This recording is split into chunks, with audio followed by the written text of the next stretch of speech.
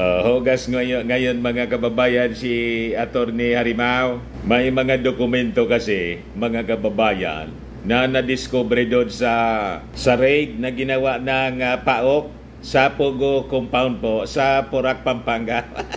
Yan mo yung report ng GMA. Mga dokumentong pirmado ni Attorney Harry Roque na discovery din sa Porac, Pogo compound.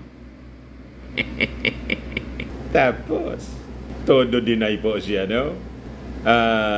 Si Attorney Harry Roque.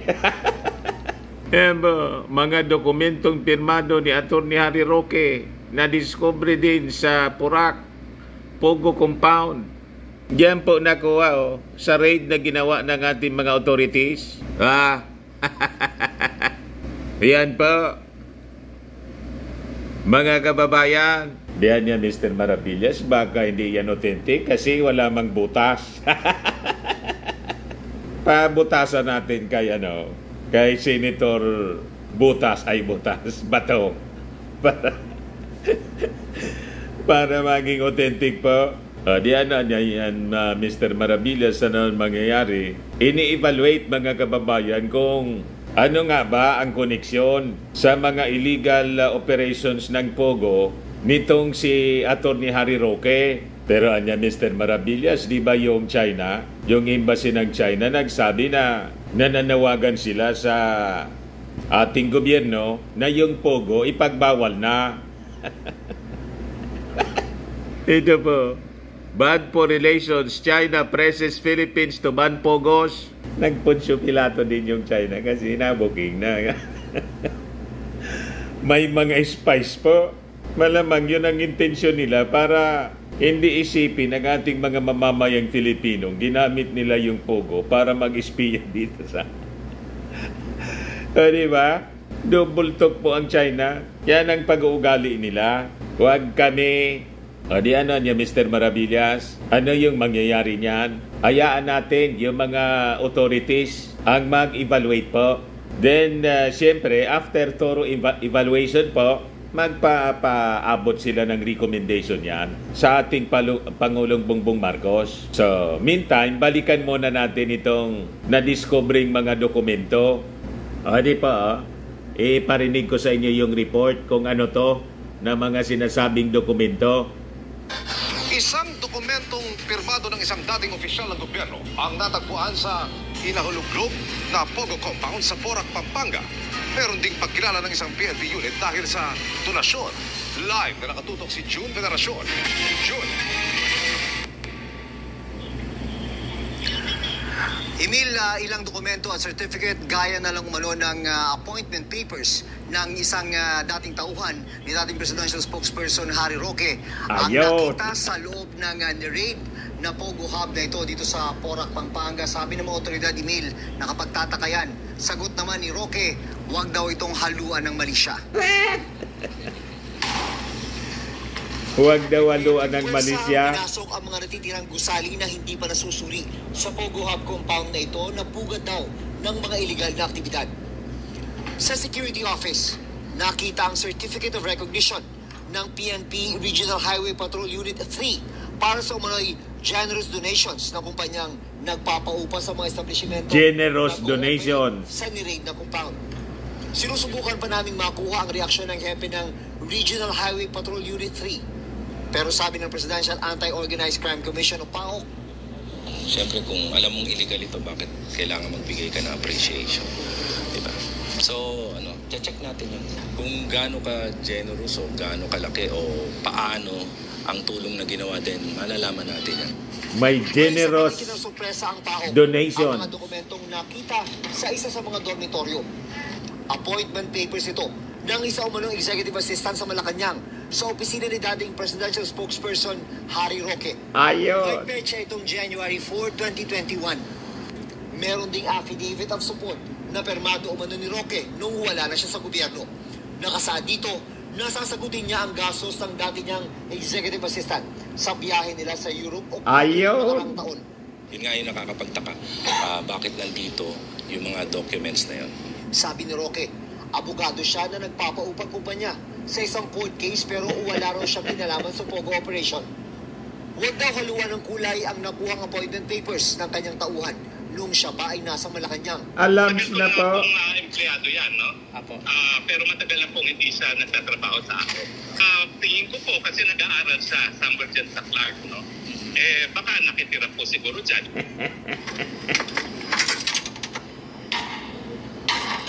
Sa isa pang gusali, nakuha ang mga latigo na pinaniniwalaang ginagamit sa pag-torture sa mga empleyado. May mga latigong nakuha po. Tinatag po ang mga gamit na pang text blast o pagpapadala ng maramihang message ng mga scammer.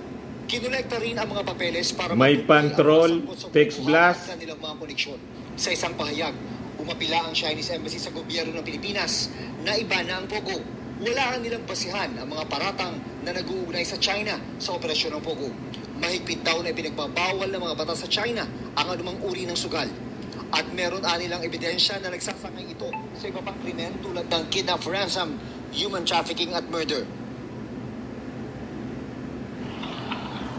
So yun po mga kababayan, ang report ng GMA. So nagtaka pa kayo mga kababayan kung bakit po lumakas yung Pogo operations during the time of Maudigs. At talagang nagfiesta sila ngayon.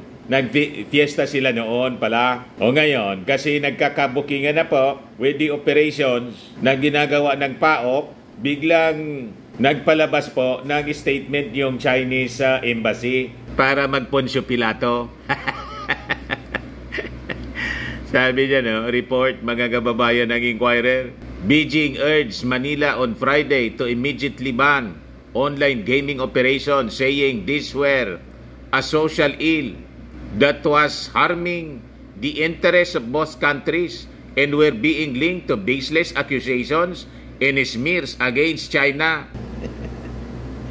Nabuking kasi po mga kababayan, kaya nagpunsyo Pilato yung China. Pero anya Mr. Maravillas, anong mangyayari doon sa mga documents na nadiscobre? May pirma si Atty. Harry Roque. Hayaan muna natin yung ating mga authorities. Maglalabas na lang po ng official statements yung PAO. May pananagutan ba si Atty. Harry Roque? Tama po? Gaano kalalim kung may involvement siya? Gaano kalalim ang kanyang involvement sa operations ng Pogo, illegal operations ng Pogo dito sa ating bansa? Yan ang hihintayin po natin mga kababayan. Ayaw naman po natin na maghaka-aka. Tama ba? O magpalabas ng kung anong mga insinuations. Mas maganda, official statements po mula sa ating mga authorities. Kung may pananagutan ba si Harry Roque, edi face the music. Tama? Para niya Mr. Maravillas, nakikita ko na ang mga susunod na pangyayari. Baka maharap din sa kaso. Yan ang hanap nila po, mga kababayan. Matulad na kay Maudigs. Si Maudigs sa ICC. Tapos yung kaibigang si Pacquiao sa Amerika, pagkatapos dito sa local court, wanted na. Baka niya Mr. Maravillas with his evidence na mga documents na na-discovery ng ating mga authorities. Ang susunod na niyan si Atty. Harry Roque. Tingnan natin mga kababayan kung papunta doon ang direksyon. O ngayon, tungkol naman po kay Pacquiao, ito ngayon yung mga latest na balita. Yung mga pulis po na naatasan na mag-serve po ng warrant of arrest kay Pacquiao, na-relieve po sa kanilang posisyon. Ano niya Mr. Maravillas yung nangyari? Tingnan natin dito sa balita, bakit nagkaganon? Ito po, cops in Quiboloy arrest try, relieved from post. Ngayon pa lang po. Bakit naman niya Mr. Maravillas nagkaganon? Parang lumalabas na mali pa yung ating mga kapulisan. Under order sila na iserve yung warrant of arrest. Alamin muna natin mga kababayan yung kwento kung bakit ba nagkaganon. So sabi dyan, several police personnel including 3 officials have been relieved from their post as the Philippine National Police investigates the alleged violations during the serving of an arrest warrant against fugitive televangelist Apollo Quiboloy. May reklamo kasi. Nagreklamo si dating Pangulong Digong. Sumobra daw. Overkill. O di ngayon, para fair, siguro ito na ang ginawa na aksyon ng pamunuan ng PNP para walang masabi. O di i-relieve natin na niya yung mga involved na police, magsagawa tayo ng investigasyon. Ayos lang po yon. Sabi ko nga, sa susunod, para hindi na mabulabog, isang squad lang ng NBI. Ang mamuno po si bagong appointed na NBI director na si retired Judge Jaime Santiago. Kasi yun po, sharpshooter yun po. At saka judge, alam ang batas. Tama? Warang reklamo sila. Bakit niya binigyan mong emphasis, Mr. Maravillas, yung pagiging sharpshooter? Iyon ang talagang abilidad nun eh. Sinasabi ko lang na sharpshooter si SPO4 dati, Jaime Santiago. Pero hindi ko man sinabi na shoot to kill. Kasi walang policy ganon ang ating gobyerno. Ang may ganong order noon, si Maudigs. Pero ngayon, wala ngang namatay po, walang nagpaputok, may reklamo siya.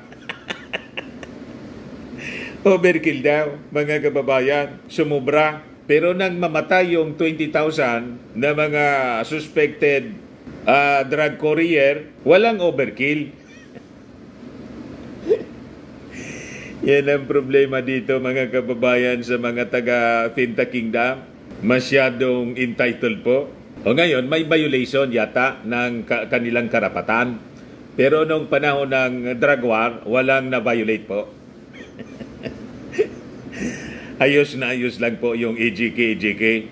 So sabi dyan sa balita, speaking to reporters on Friday at Camp Crami, in Quezon City, PNP spokesperson Police Colonel Jane Fajardo said, the officials who were part of the police team that attempted to serve the warrant of arrest against Quiboloy were administratively relieved from their post.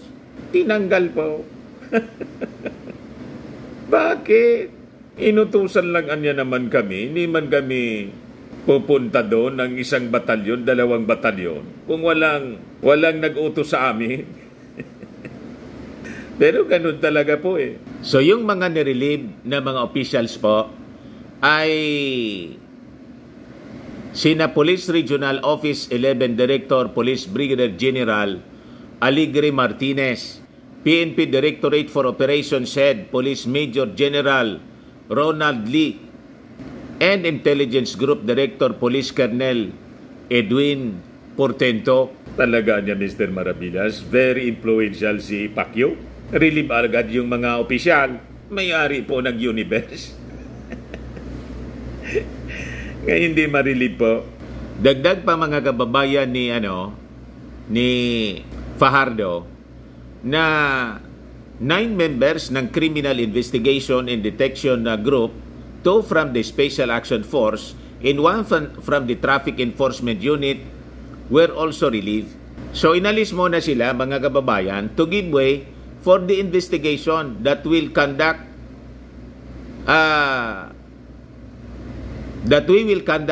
para ma-determine kung may mga lapses, may excessive force, or if there was negligence of supervision po. So pag hindi naman po na wala namang nakitang lapses at na-assess na po na tama lang yung puwersa na pinadala, ibabalik man lang nga sila, sigurado. Kaya lang ginawa ito, mga kababayan, para wala nang masabi sila. Tira niya, Mr. Maravillas, lagi yan may masasabi. Pinagbigyan para sabi nila kinonsinte. Tama? So sabi ni Fardo, the probe would allow the PNP to assess what really happened during the June 10 attempt by the police to arrest Quiboloy on charges of human trafficking and sexual abuse. Nagreklamo kasi si Maudigs, kinondena niya na yung operations daw against Quiboloy ay overkill. Gumamit ng excessive force para pumasok sa properties ng Kingdom of Jesus Christ sa leader. Pero sabi naman po ng PNP na yung warrant of arrest niya in operation against Kibuloy, legal niya naman yon. The PNP stands by its position that what we have implemented is an arrest warrant validly issued by our courts. Ngayon, yung PNP, nag-file na rin po ng charges against 6 of Kibuloy's supporters after their alleged attempt to attack authorities. So yon, mga kababayan, di ano niya Mr. Maravillas, masasabi mo dyan, pinagbibigyan lang po yung reklamo ni Mau Diggs para hindi isipin mga kababayan ni ng dating Pangulo na hindi umaaksyon sa kanyang reklamo. Tama ba?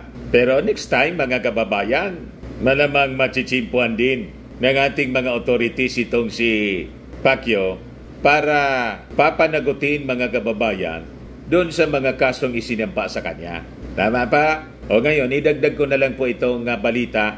Yung sikat na singer pong si Angela Bofill, na mayapa na pala po. Yan yung balita ngayon. This time, I'll be sweeter singer Angela Bofill dies at 70. Paborito ko kasi siya mga kababayan, napakaganda yung mga awitin niya. At yung This Time, I'll Be Sweeter, isa siya sa mga gustong-gusto kong awitin niya. So yan yung kinonfirm ng kanyang manager na si Rich Engel.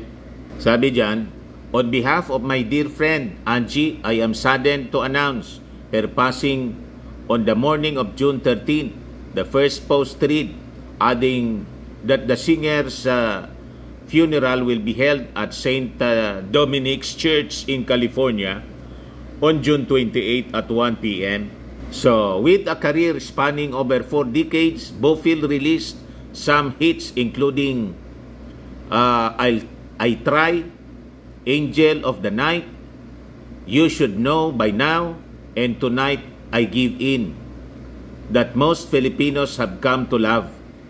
The American singer-songwriter was a frequent visitor to the Philippines, with her last appearance being 20 years ago when she was invited to perform in a concert at Merck's in Greenbelt. So yan po ang malungkot na balita. Kasi siyempre, paborito nating singer. Napakaganda niya na kumanta. Ayan man lang po mga kababayan. Ako po si Dante Maravillas. Bye-bye. God bless.